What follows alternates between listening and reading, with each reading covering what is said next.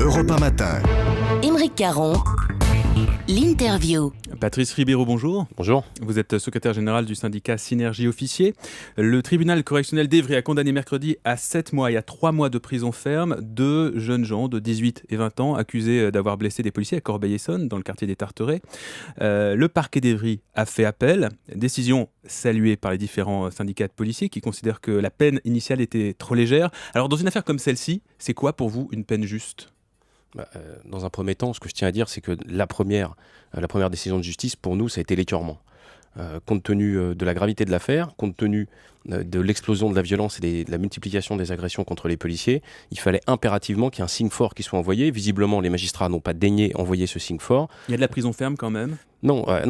Ça, c'est justement tout le côté prestidigitation. C'est qu'il y a une décision de 7 mois pour l'un et de 3 mois de prison pour l'autre, mais sans mandat. C'est-à-dire que les gens sont ressortis libres de l'audience, sous les cris de leurs petits camarades et sous les hurrahs. Donc effectivement, c'est un encouragement à, encore une fois, réitérer ce type de comportement. Pour nous, une décision juste, c'est une décision qui tient compte de la gravité des faits, puisqu'on a essayé de tuer des policiers à coups de marteau. C'est quand même ça, la réalité. Et puis, d'autre part, c'est d'essayer de faire en sorte de dissuader d'autres d'essayer de faire exactement la même chose. Aux États-Unis, vous mettez un coup de poing dans la face d'un policier, vous partez pour 7 ans de prison. En France, vous tapez sur un policier à coup de marteau, c'est 7 mois et vous ressortez libre. Donc vous pensez qu'il faudrait qu'il y ait plusieurs années de réclusion pour ce genre d'affaires ? Pour ce type de comportement qui confine à la tentative d'assassinat, oui. Au-delà d'un sentiment que vous éprouvez de multiplication des actes contre des policiers, vous avez des chiffres qui attestent qu'aujourd'hui les policiers sont plus agressés qu'avant ? Il y a à peu près 10 policiers blessés tous les jours. Il y en a une douzaine de tués à peu près par an. Mais on a multiplication, effectivement, des incidents, multiplication, alors non plus mais des incivilités. C'est un sentiment ou vous avez Non, c'est vraiment des chiffres. C'est vraiment des chiffres. Il y a à peu près 10 000 policiers blessés par an dans l'exercice de leurs fonctions, contre 900 gendarmes. Donc je dis pas que les gendarmes prennent moins de risques, mais ils exercent dans des zones qui sont beaucoup moins difficiles. Donc on a vraiment... C'est énorme, mais ce chiffre a augmenté de combien depuis 1 an par exemple, ou depuis 2 ans ? Alors, on n'a pas de pourcentage, parce que la DGPN tient des chiffres, on n'a pas nécessairement de pourcentage. Mais ce qu'on voit, c'est qu'on a de plus en plus de blessés, et on a de plus en plus de collègues dans les commissariats qui bénéficient d'arrêt de travail. Et comment vous l'expliquez ça ? Alors, il y a une ambiance générale, on va dire, de violence. Il y a une ambiance générale de violence contre la police, qui, de plus en plus, n'est plus considérée comme le représentant de l'autorité républicaine dans des quartiers d'ailleurs qui ont été abandonnés par tout le monde, mais qui est considéré comme un empêcheur de voler ou de dealer en rond. Compris par la police de proximité. Non mais la police de proximité, enfin on peut en parler, là c'est un débat théologique, on est vraiment plus dans le réel, c'est un débat politique et théologique.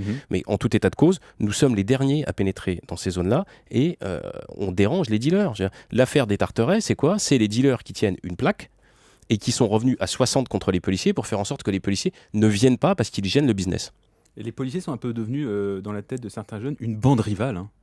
Oui, on est exactement sur ce type de schéma mental-là. Ouais. Alors, on n'est pas nécessairement avec des gens qui sont très intelligents, c'est pas des prix Nobel, mais en tout cas, c'est des businessmen, c'est des gens qui sont des voyous, qui de plus en plus gravissent les échelons de la délinquance et de la violence au banditisme très rapidement et qui n'ont pas de limite. Mais c'est quoi votre constat ? C'est qu'il n'y a plus assez de prévention ou il n'y a pas assez de répression ?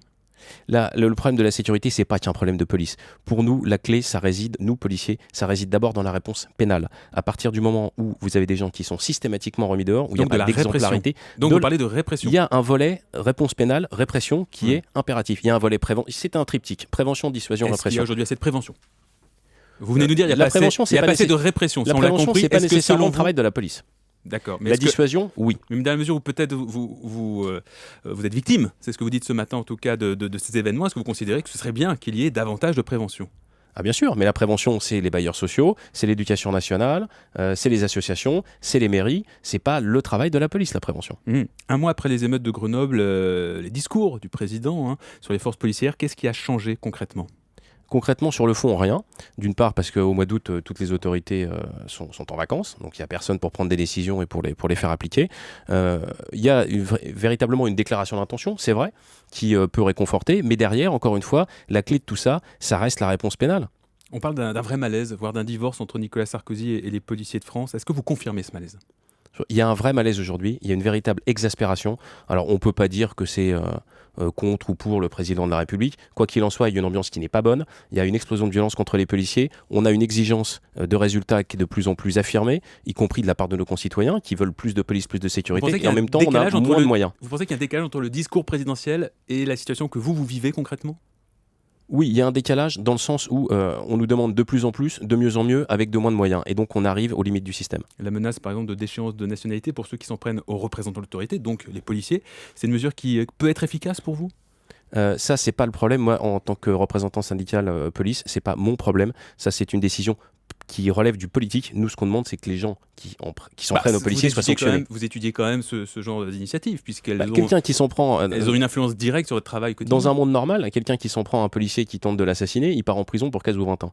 Donc pour nous, la question de l'après ne se pose pas. Le ministre de l'Intérieur, Brice Hortefeux, qui annonce la création de 26 nouvelles unités territoriales de quartier. C'est une mesure qui vous semble utile ? Les UTEC, ça marche bien. Il y a un rapport qui dit que ça fonctionne à peu près bien. Là, après, on est encore une fois sur une question de sémantique. On peut appeler ça brigade spécialisée de terrain ou autre chose. Ce qui est certain, c'est que ce qu'il faut, c'est pouvoir remailler, pouvoir bien contrôler certaines zones. Alors après, que ce soit le quartier ou le bassin de délinquance qui soit dimensionnant pour l'action policière, on peut en discuter, mais bon. Vous parliez de répression. De son côté, le sénateur Serge Dassault va déposer une proposition de loi qui vise à abaisser la majorité pénale de 18 à 16 ans. Vous pensez que ça, c'est une mesure intéressante qui, justement, va dans le sens de ce que vous réclamez ? Mais à partir du moment où, aujourd'hui, on a un arsenal législatif qui est suffisant, mais qui n'est pas bien appliqué, je ne vois pas l'intérêt de recréer, encore une fois, des incriminations ou d'abaisser la majorité pénale. Ça ne servira pas à grand-chose. Ce que vous nous dites ce matin, et ça c'est important, Patrice Ribeiro, c'est que la loi telle qu'elle est, il y a assez d'éléments, il y a assez d'outils. Il faut juste les appliquer, ce n'est pas le cas actuellement. Aujourd'hui, on a assez d'outils. On a en plus un arsenal législatif qui s'est renforcé ces dernières années avec les lois contre les bandes. Donc faire de nouvelles lois, ça ne sert à rien aujourd'hui. C'est ce que vous nous dites. Aujourd'hui, la plupart des lois, il suffit de les appliquer. Voilà. Et il faut une volonté pour les appliquer, ce qui n'est pas nécessairement dans l'idée de certains magistrats, on va dire. Merci beaucoup, Patrice Ribeiro, d'avoir été notre invité ce matin sur Europe 1.